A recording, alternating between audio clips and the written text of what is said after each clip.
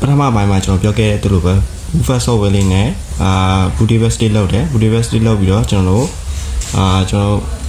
ကွန်ပျူတာ reset ချတယ်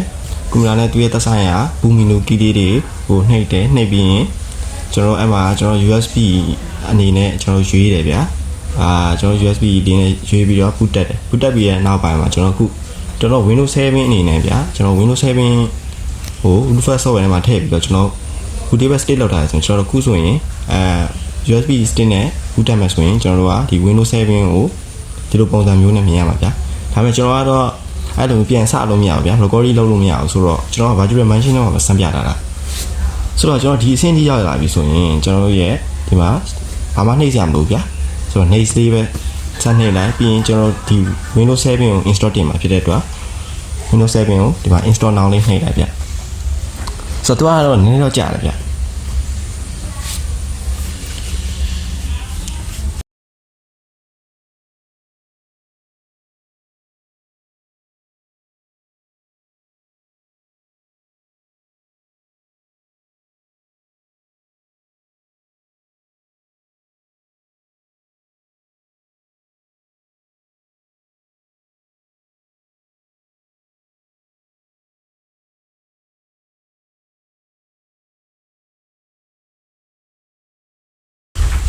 ဒီဆင်းရောက်ပြီဆိုရင်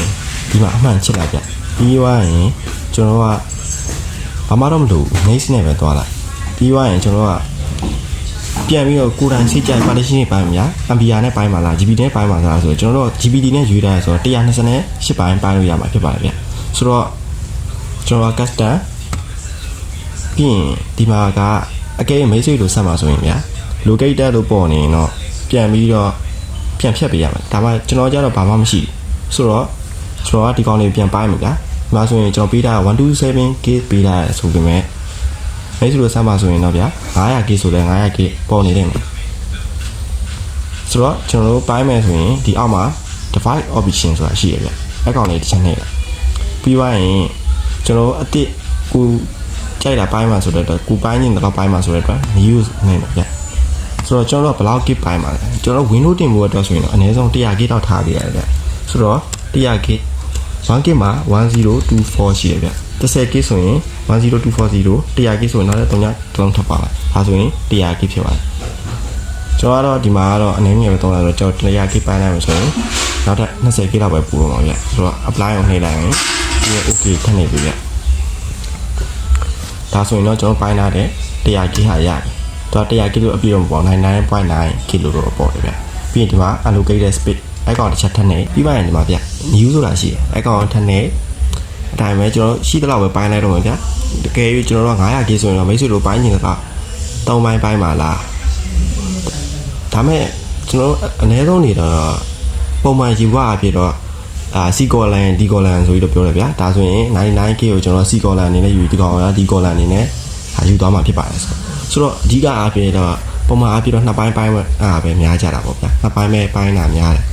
ဆိုတဲ့အတွက်ကျွန်တော်တို့ဒီမှာ apply လေးနှိပ်လိုက်အောင်ပဲဗျဘာမှတော့ထပ်ယူပြီးကြမလို့ဆိုတော့ဆက်သွားမှုအတွက်ကျွန်တော် Windows 10မှာဖြစ်တဲ့အတွက်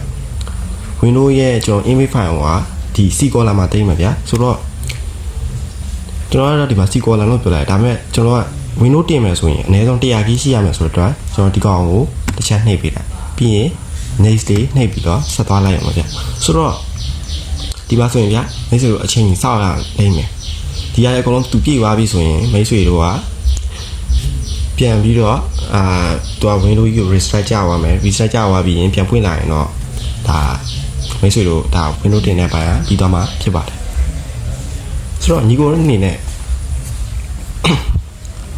ဒီကျင်တာရှိရင်တော့ကျွန်တော်ကိုချက်ပေါက်မှာပဲဖြစ်ပမာပဲဖြစ်စင်ပြေတဲ့နေရာမှာဗျကြိုက်လို့မေးလို့ရပါတယ်